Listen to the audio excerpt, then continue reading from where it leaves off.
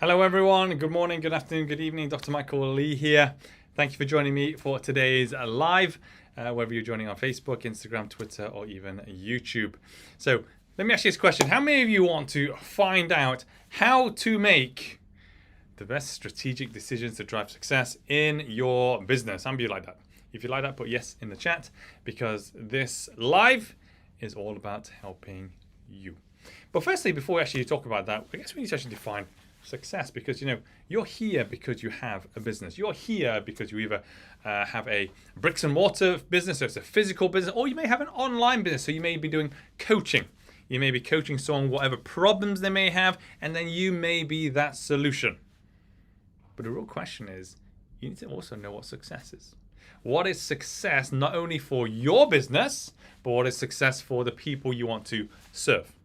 Because if you don't know what success is, then actually you don't know how to measure. So this is one of the things I always teach other coaches, when they need to make the right decision, but more importantly, the right decision at the right time.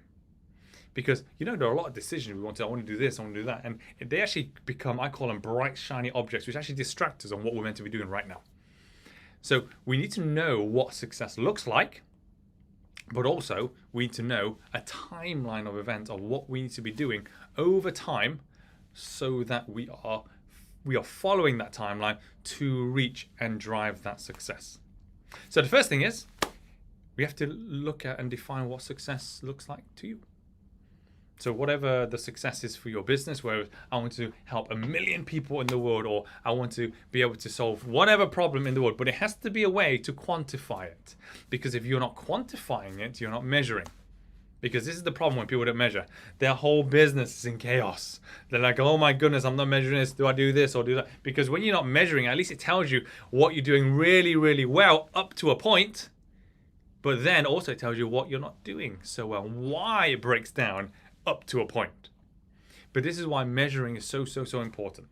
Because like I said, if you're not measuring, you are guessing. And the best way to measure is making things numerical. If there's a number attached to it, so if you're going to grade an outcome in your business, grade out of 10 or grade out of 100% if you wanted to. But however you're going to grade it, you need to make sure that you are then reassessing it over time, so that you know that you are improving over time. There's no point just assessing it once. You assess it once, it's like, okay, then the assumption is always going to be good for it forever. We cannot assume that, because things change. The environment changes, the world changes, strategies change, people's behavior changes. And this is why it's important to continuously review, right, your processes, your systems, to make sure that you are getting continuous, outstanding results consistently over time. But some people, they actually think, I know what my success looks like. It's really easy. I just want to reach 1 million people. And I'm like, okay, great. Now go do it. But a lot of people actually struggle with that. Do you know why they struggle? Because they may know what they want, but then they don't actually grade themselves and not clear also on what they do not want. So the next step I ask people to do is this. Well, now you know what success looks like. What you need to find out is, what does failure look like? Because when you know what failure looks like, it's like, I haven't served this amount of people. I haven't built this sort of team. I haven't created so much revenue. So whatever it may be, you must know what failure looks like. Because as soon as you know what failure looks like, if it starts happening, guess what you do? It should wake you up and go, my goodness, I'm going towards failure, but I'm meant to be going towards success. And I know what both look like, so I know which direction I need to go. So write down what failure looks like to you. And we want to stay away from failure, of course, because there's no point having a failing business or making bad decisions that drive a failing business. Because let's be honest here, whatever decision you make, it's either going to benefit your business or it's going to destroy your business. So it's either going to build or destroy. But you choose what you want to do with it. But you need to have that step-by-step process to know actually which direction I'm going. That's why I asked you, you need to be very clear. This is what success looks like, but also this is what failure looks like, and I need to stay away from that. The second thing I always ask, or the next thing I ask people to do, is that I ask them to do goal setting. And I get it, a lot of people say, oh, Michael, goal setting, it's, I do it all the time, but, I always have failed goals. And those types of people, when I see them, when I say, I always fail, they're really, unfortunately, they're focusing on the failure. Because it's not that they failed, because failing is completely giving up, right? And also probably not even starting. That's complete failure. But when I talk to these people, they haven't completely failed because they actually attempted to actually put into practice what they need to do next. Because they set the goals. All right, I did a little bit of this. I moved forwards, but I didn't really get the desired outcome. But there is actually still success there. Because unfortunately, these types of people, when they say I've got failed goals, in their own minds, success is measured, I call it in a binary sequence. It's either succeed or fail. Right? There's only two. But essentially, success is, I call it a continuum. You may start here, and then you work on it, and then you get a bit of success, and then it drops off. Then it stops. It's not that this section was a failure. This was the success. But actually, after this, you just didn't know what to do. And that's not failing. That's just, there's something I don't know. And this is why we must be measuring our success through a continuum, not I've done it, I've succeeded, or I've failed. Because if you have that mentality, you'll always fail and you'll never actually start anything new again. And when you don't start things new again, it's just because you're afraid of failing. And I don't want people to be afraid of failing, because the true people that are afraid of failing, they're actually afraid of succeeding. Because they think, oh, what if I make one mistake? That means I've completely failed. But that's not actually the truth. The truth is that you've gone through a sequence of events, of learnings, and it got you so far. But then something happened, and then it kind of lost momentum. And it's not because you're stupid. It's not because you're useless. It's just because there's something you don't know. Because just think about every other business in the world.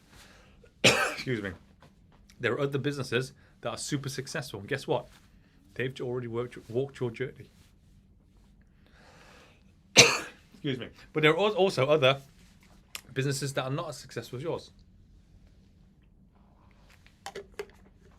And they haven't got as far as you have. So that's why everything in your life, whether it's your business, whether it's your personal life, it's a journey. And what I always want everyone to remember, this is part of your own personal development, is that you're not a failure. You have success deep inside of you. For you to survive this long in your life, however old you are, you've had to have succeeded in something. But if you think you failed, you haven't. You've only succeeded up to a certain point. But it's up to you if you want to go further. Excuse me, all right, tickle in my throat. Bear with me. Okay, so once you've got your goals, because a lot of people, they write lots and lots of goals, right? And they go, I got like 10, 20, 30 goals. And when you get so many goals, it becomes really overwhelming. What I tend to help people in terms of their goal setting is this. I actually make them big goals, really big goals. And then I put them in order. I need to achieve this first, and then the next one, the next one, the next one, right? So once we've got the order, then I just take the first big goal, and then I unpack it. I said, right, this is the focus now. Because you know that if you start focusing on the other big goals, you actually get spread too thinly. Excuse me. So when you get spread too thinly, then you actually get distracted on different things. When you get distracted, you can't even make the right decisions because you think, oh, maybe I need to do this, but maybe I need to do this and this. Because always remember, when you have to do things in your business, it has to follow steps. You have to do step 1, step 2, step 3, step 4. There's no point doing step 1, then step 5, then step 2, then step 8, right? You've been dotted all over the place because it will create overwhelm and also confusion, not just for you, but also your team. This is why when I ask people to write their goals, I say, look, when you put your goals, put them in the order that you need to achieve them.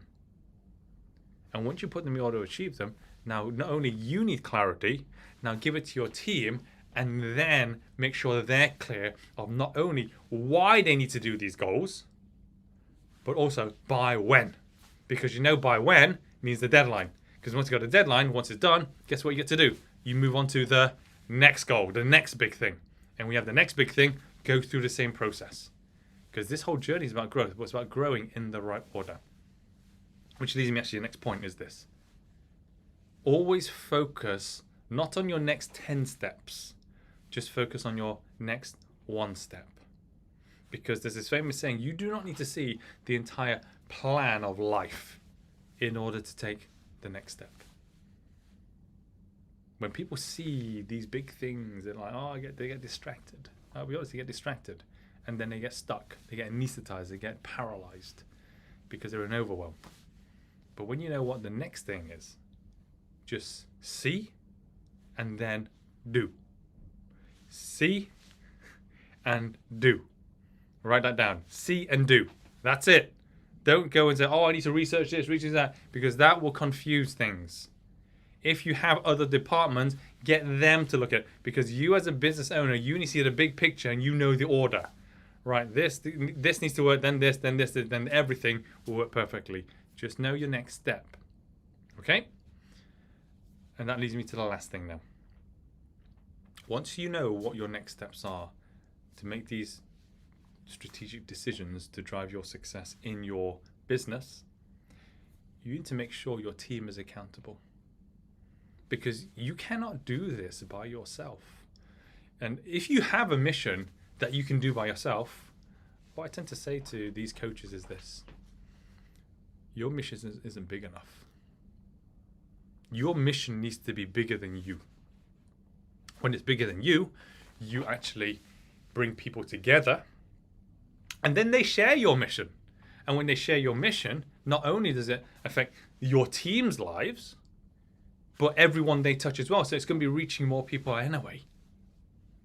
And I'll give you this quick story that I always used to think that, oh yeah, when I'm treating patients that I can just keep treating, but ultimately I'll run out of time. Then I realized I need a bigger mission. I cannot be teaching or treating one patient at a time.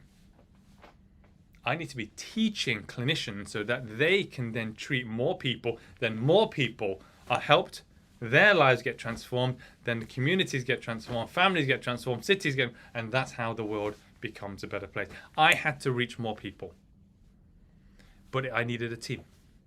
And that's why each time I'm speaking with my team, I ask for accountability. And this is the last tip I'm going to give you. When you look for accountability, to make sure that you have success, because your decision is, I need this done with the team. To get success is when it's done, right? So to get accountability, you have two options. One is you can delegate, which is the best option, or the other option is, I call it abdicate. That's the worst option. A lot of people are not sure what these actually mean, what the difference is. Abdication is, here's the task, there you go, off you go. That's abdication. You just washed your hands of all responsibility as the business owner.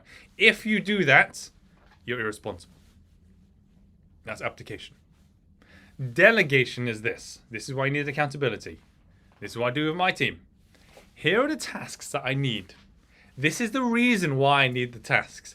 And I need these completing by this time next week. And if it's because we have our meetings on Fridays like today, and I will say, look, if you have not asked me all your questions by Tuesday, please do not ask me a question, because it's too late.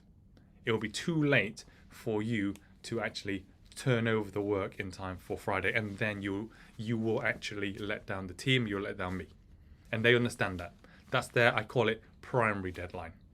That's the first deadline to look into. So if they have any questions, that means before Tuesday, they know what the tasks are.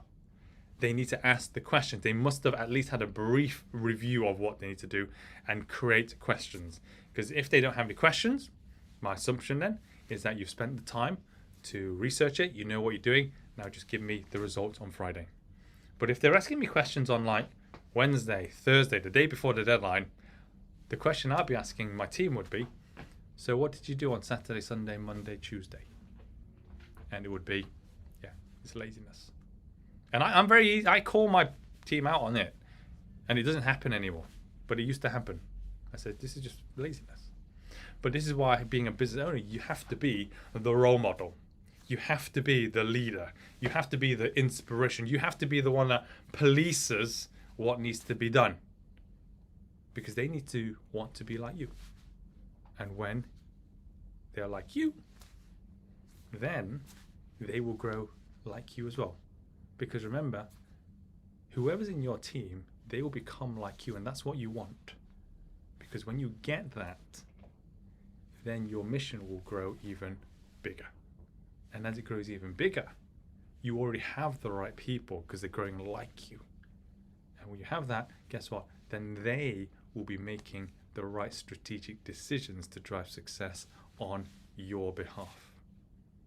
Because always remember, your business has two funnels. The first funnel is you bring in your clients, your customers. The second funnel is how do you build your team up to bring them to the next level so that you can reach more people to help more people. A lot of people forget that second funnel about their own team, but that's the most important funnel actually, because that's the funnel of growth. And my team, they're all about growth. If they don't value growth, they actually shouldn't be in my team. The people that actually value growth, they will grow with me. And that's why they get the wisdom from my learnings and they get it quickly as well. So super. I really hope that you found this video helpful. If you have, put yes in the chat. Thank you, Anna Mary, hello, Neil as well. Thank you for being here. But I'm glad that you found this really helpful in terms of how you want to create a business or how you want to drive success. But it's about finding wisdom. And wisdom is from people that have actually got those results before. And so I always believe that if you want to do it by yourself, you can. But there will be a degree of suffering because the suffering will be the mistakes. But if you want to get there fast, do it with a mentor. A mentor will tell you, I made this mistake then, don't do that because it cost me this. It cost me time, it cost me money, it cost me resources.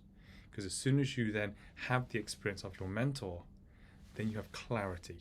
Because it's always about mentor and a mentee, it's just a relationship. It's a relationship of knowing where people are and being honest.